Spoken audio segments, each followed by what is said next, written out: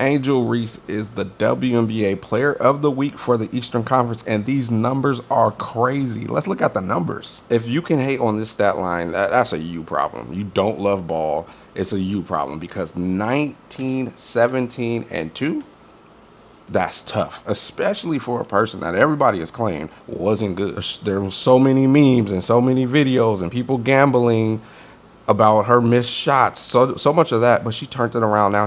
At 19 and 17, like, let's don't even talk about the assists. I'm sure she's at 3 or 4 assists. We could look at it, but 19 and 17 is enough to stop and say, you know what?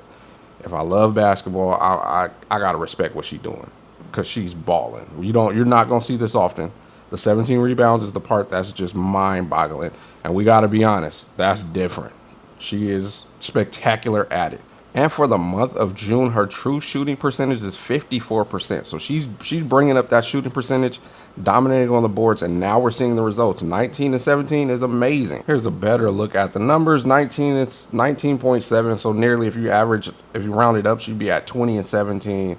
17 rebounds, 5 assists per game. That's where her game has really changed. We've seen her have moments where she scored a lot of points in a game last year, but the assist total is what's made a really, really big difference in her game. I think, I don't know the right way to say it, but Courtney Vandersloot getting injured, I don't want to call it was a blessing, but it brought out an opportunity for Angel to display more of her game. And I think she was able to just be confident in something she could already do. But maybe she wasn't confident enough to do it in the league yet. But when the moment happened, she's been taking advantage of that moment. And we've seen her have a triple-double. For Angel Reese to have a triple-double was a big deal. A person that the internet and the world is trying to tell everybody that she's not a good player and she wasn't in the gym. She was too busy being an influencer, or she was at an award show when she should be in the gym. Mind you, she was on Unrivaled playing with her peers during the summer.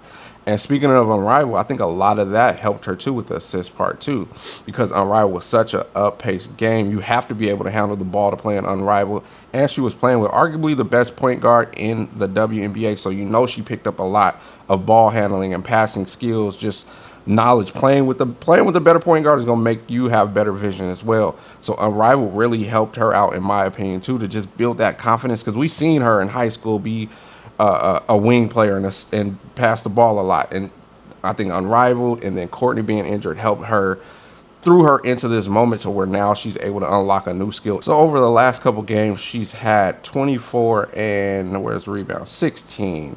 Another 17 and 18 game, 18 and 17 game, the 10 and 19 game. So this was all within that week span, those 4 games.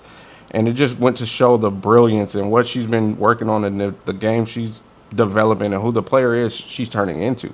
And that's the fun thing, about us fans of hers, is like, we see this potential. We see where this could go. We're excited. We're not saying she's a finished product. This is what excites us. Like, we can see her being a 20-point a game scorer. 17 rebounds a game is a lot to expect somebody to do, but we can see her being a 20 and 12 type of player throughout her career. A lot of us is on the ride with her. We want to cheer her on, and we're excited. So these moments like today are big moments for a fan of hers, a fan of the league, a fan of the game, because Angel is doing something that has not been done. 17 rebounds a game. Like, most people don't get 17 rebounds more than twice in a season. She's averaging that for a week, and she's bumped up all of her percentages. This week has bumped up her numbers to 12 and 12 and 3, almost 4 assists. And so if she just keeps playing like this is going to outweigh some of those bad games she had at the beginning of the year. And she might end the season with 15 and 13, something like that. So if she stays on this path, she might end up 17, 18 and 13 for the season. I'm just excited to see what it's going to lead to, because there's some greatness in her and it's starting to be unlocked game by game. We see different things happening. Last game was great against LA, because she was doing the fourth quarter. She did a lot of pick and rolls, but she was kind of waiting a little more at the top. And when she got the ball, she was going downhill at speed, and then she was able to make her decisions. And she is a playmaker. There's a difference in between assist getters, passers, playmakers, facilitators. She's a playmaker, a facilitator. And the last game, we seen her make the right decisions almost every time. And the thing about bigs are they do want to score the ball. They're putting in work. They're banging, getting 17 rebounds. They're putting in work. So sometimes she's going to pass up that open pass and go to the basket and finish or get a foul. And that's okay because that's part of her decision making. She's setting the tone and she's running the post of the team. And so it's exciting to see.